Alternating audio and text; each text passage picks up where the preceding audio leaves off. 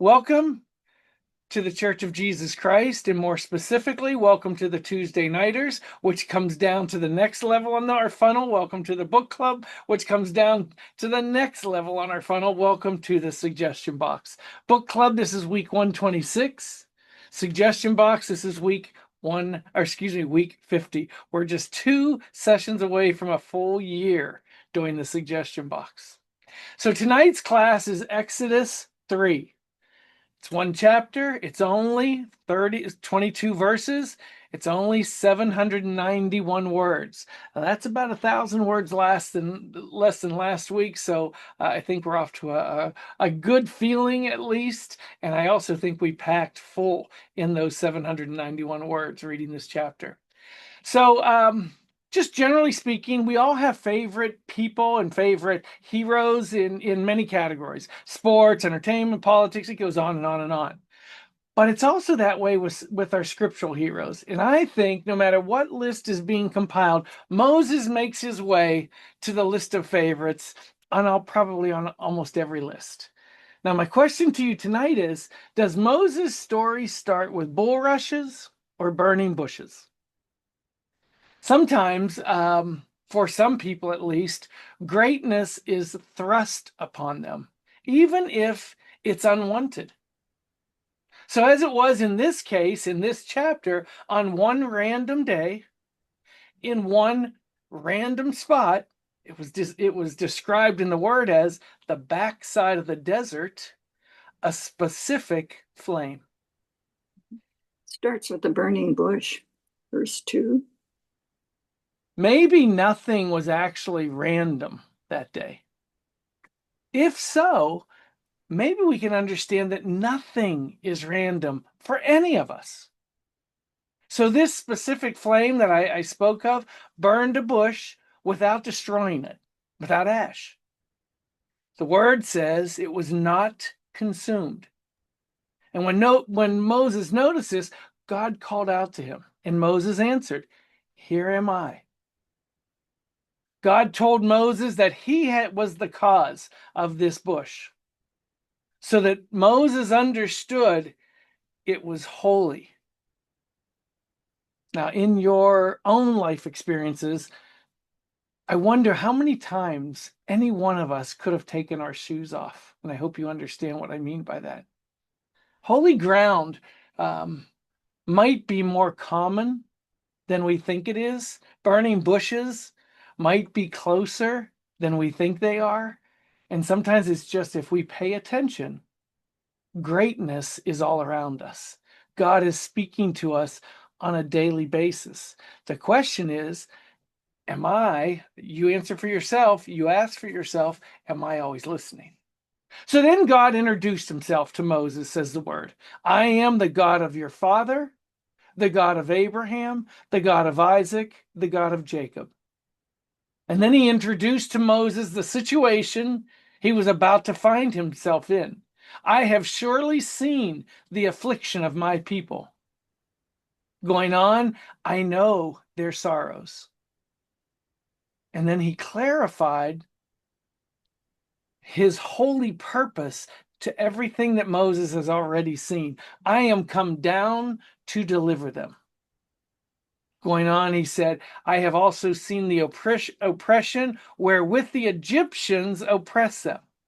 He's letting Moses know that he sees what Moses sees, just as he does in our own lives. Then, now that he has Moses' complete attention, then he introduced Moses to his own calling. I will send thee unto Pharaoh, that thou may bring forth my people. Then he tells him where he'll bring them out of Egypt, hence the Exodus. Moses considered God's invitation. Moses then did what any one of us would do. He assessed himself. He judged himself. He came to his own conclusion about God coming to him. And Moses said, who am I? And then God introduced himself more intimately to Moses. I am that I am. So we see that Moses was thrust thrust into greatness, into his role, into his calling, into God's plan for his greatness, if you will. All this was new to Moses. All this was random to him. But all this was the plan of God. Saying that about Moses, I'll say this about you. Just because today is another random Tuesday, and just because you may feel like you've been on the backside of your own desert, if you will, in some random place, that doesn't mean that everything could change in a moment. It doesn't mean that there isn't a burning bush, figuratively burning right now for each one of us. All of us understand what Moses meant when he said, "Who am I that I should go?" Maybe you would say the same thing if you heard God say something to you. But God's answer to Moses is God's answer to you and God's answer to me. He said to Moses, and he says to us, "Certainly I will be with you." So God's understanding of us removes all our excuses, all our reasons not to be utilized by God. Not worthy, not deserved, not ready, and the rest of the things. I'm not this, I'm not that, I'm not this. We get it. But none of that counts, because God knew all that about Moses when he called him. God knows all of that about us when he called us.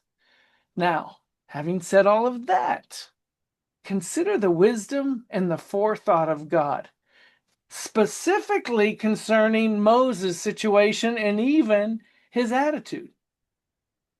Then think about how God framed his plan to help take all of Moses' stress away based on his own feelings of personal weakness, personal inability, and potential personal failure. He began by assuring Moses that he, God himself, would do all of the work. I just need you to show up. I'll do it all. He told Moses to tell the Egyptians, "I am hath sent me unto you."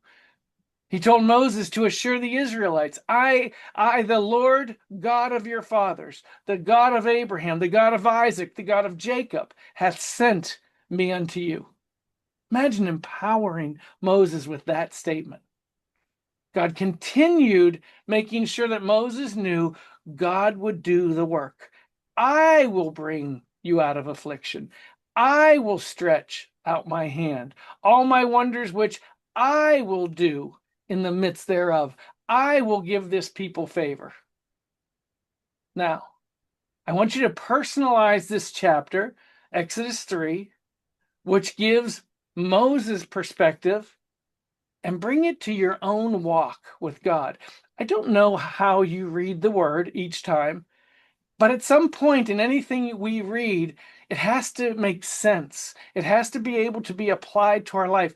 You have to take what you read and then say, how does this apply to my life, and how do I apply this to my life? So you take this account and bring it to your own walk. God's wise forethought that he gave to as a presentation to Moses, it's accessible to every one of us.